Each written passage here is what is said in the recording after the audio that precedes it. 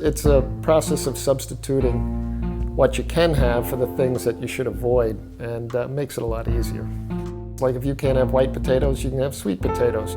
I never had a rutabaga, I don't think, before.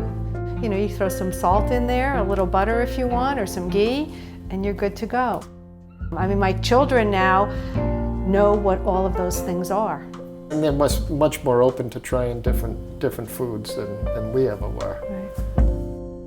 So we're A's and O's. Yeah. The two women, I have a daughter and myself, we're both A's, and my son and my husband are both O's. And I just work it out. You know, we eat a lot of turkey, right? You'd say that we eat a lot of turkey because that's a combined meat that we can both have.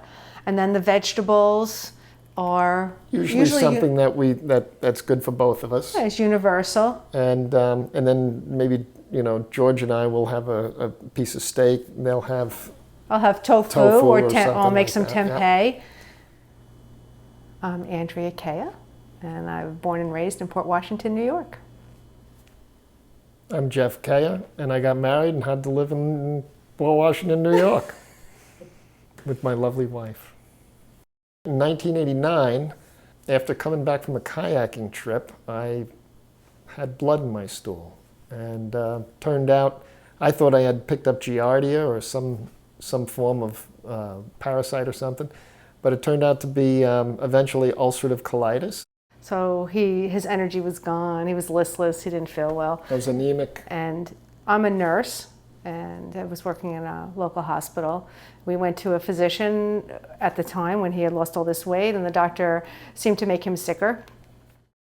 Jeff comes from a conventional medical view. I come more from an alternative view. My mother had always taught me that food was important, and diet was important, and lifestyle was important. So my mother was the one really that gave us the book. Right. From my uncle, who had been seeing Dr. D'Adamo. Just reading that, I knew I was blood type O, just from the description of ailments and things typical things that, you know, O's are susceptible to. And then I said, call this guy up, I don't care where he is. I had no idea where he was in the country. And I said, let's make an appointment. And that led to a visit to him. And he had this little tiny office with a dispensary in the front. And so you have to remember, this was all before he wrote his original book. And he'd give you this little spiral-bound book that he had printed up himself, and he would take a highlighter, and he would go through the foods in that book with his highlighter. And from that time, Dr. D'Adamo told us it would take him a year to feel better. Yeah, it took me about a year to start before I started really feeling better, and then about 2 years I was really ready to go. That was the beginning of my road to recovery. And, you know, a curious mind is a good thing, because we could have just looked at it and gone, this is ridiculous, you know, this is just food, how could that be? The feeling of being sick and then seeing the progress of somebody getting better with something as simple as what you're eating was kind of miraculous. My stomach started to quiet down, my bowels started to quiet down, I started to feel better. I was like, boy, this is too good to be true. A girlfriend of mine started talking about this book, a blood type diet book that she had taken out of the public library. She's like, oh yeah, she's like, I took this book out, and you know, there's this whole thing about, you know, blood types and food and diet, and I was amazed. And so then I was able to take my own information and then apply it to myself. And I do believe at the time I was having some digestive problems. I was never physically ill, as sick as Jeff was, but you know, I had my own set of problems that were occurring. A's typically have a lot of bacterial overgrowth, and I believe that that's what the cause of my distress was. And Peter says it's my Achilles heel, that I will always have something that's going on with my GI tract. You're my Achilles heel too. Oh, thank you. My family thought we were nuts. They just thought it was kind of strange what I was doing. They gave Andrea a hard time. My coworkers refused to believe that food can make them feel better when they don't feel well. So they didn't say I had. They said someone had spoken to them about this special diet, this blood type diet, and that came back to me from my manager, who told me I was not to speak to anybody in regard to this anymore, ever again. But the flip side is, you one time had a doctor who was at his wit's end come to you and I ask, did have that. I did have that. what could help this patient? Right. Again, it's about having a curious mind. And I think that because of him being able to think a little bit more out of the box, he is able to see some validity in people living in different ways. I have heard him tell patients, if it's helping you, then that's a good thing. Why don't you just keep doing that? And I'm always amazed at how people will say, well, I'll talk to my doctor about it. And when they do that, I'm just like, come on, really? We're talking about food here. Try eating this way and see if it doesn't make a difference. Do this in combination with whatever the heck you're doing, and you're guaranteed you're going to feel better, but people are just wacky. What can I say? The world has got so much information coming at them constantly. They're vegetarians, then they're paleo, then they're looking at, Dr. Oz, and they're looking at Dr. Gundry, and they're looking at Dr. X, and they've got all these multiple ideas and theories.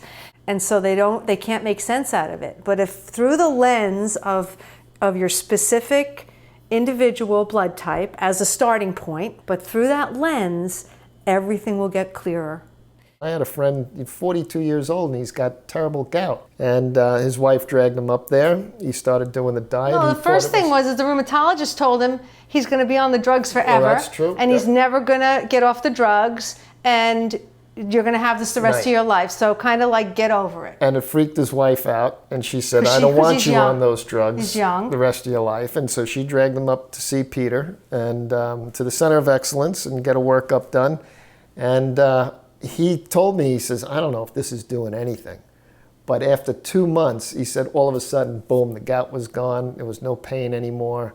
He's feeling great. And now it's got to be 2 years, right, that he's been fine. And he feels great. They follow the diet. And somebody said to him, go back to the rheumatologist and tell him. And he's like, why? For what reason? Yeah, what does it matter? I don't need to do that. They're not going to change their ways anyway. So.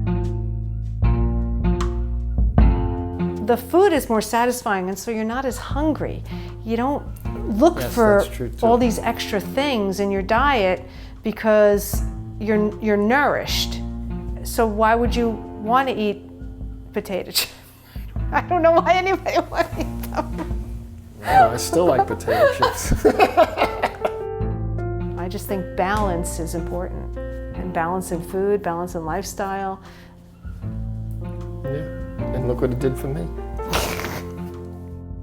People at work, they're trying to lose weight, And those people trying to lose weight. They're all doing Weight Watchers. They're all doing Weight Watchers, and they lose a ton of weight, and then they put the weight back on, and then some. We're in a society where, instant gratification is what we're looking for. And this is something where it takes time to get these bad lectins and these bad things out of your system. They just can't stick to it for that length of time. And then they end up, poo-pooing the whole thing, and out the door it goes. It's like the tortoise and the hare. And the people that are just slowly going along, doing their thing, they're dropping half a pound here, a half a pound there, and it just keeps falling off. And it's not like they're managing how much they're eating. It's just a matter of eating the proper foods. So it's not like you have a big meal and then you say, gee, now I need a piece of cake, because you're just not satisfied. Once you eat the right foods, hey, I'm good, I'd like to see it catch on more with people, and I'd like to see more people adopt it in their own lives. They'd just be so much happier and so much more content in life, feeling good. And that's all it is information. And it's not going to hurt you. Right. Right. It might help you. Right. Peter always says, how medicine advances? One death at a time. So it's like the old theories, the old doctors have to die before those new theories come along. And he also says that we put the ambulance at the bottom of the hill instead of at the top, keeping the wellness at the top, That's the thing with this way of eating and this way of living is that as your friends start to take medication in their 50s and their 60s and their 70s, they see that you're not taking that same medication, right? Because you've eaten a certain way or you live a certain way. And that's the goal, for me anyway, is my health and my wellness as I age.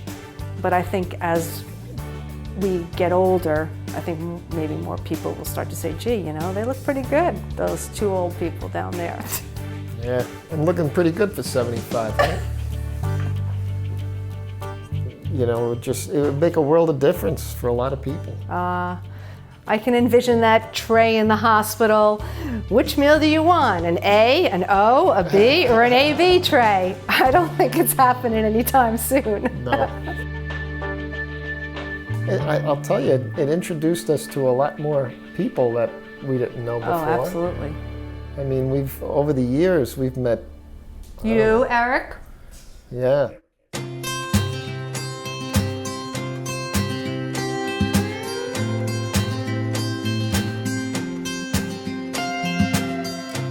So the sense of community, I think, has been huge.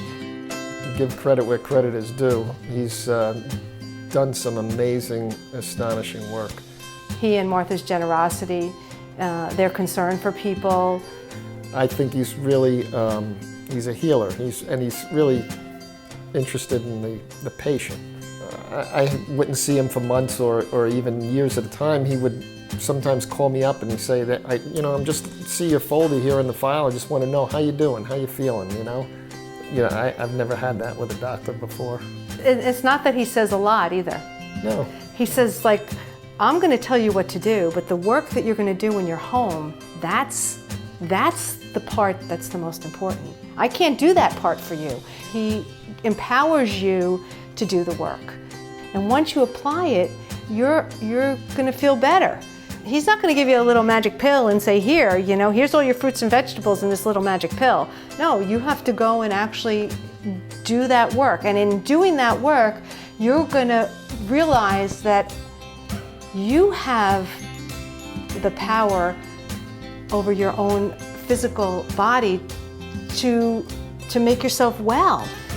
Well, I genuinely believe that he's way ahead of his time. You're starting to see people talk about personalized medicine and personalized diets and all more and more. He was doing that 20 years ago. It's enriched my life in so many ways. Yeah. Your health and your life and your experience, your E, your emotion, your energy, all of those things, how you relate to the world is definitely related to how you feel. Look at your body chemistry and you look at the way he's viewing food and diet, it's very hard to deny that what he has to say is valid. He's just a quiet guy. Yeah. And he just keeps, I feel like he just keeps beating this drum. And the drum is personalized medicine, and I've got it, and it's here. And come and take it. It's a gift. It's free. It's at the library. Take out a book. It's all over the internet. It's free. I can't imagine my life without this.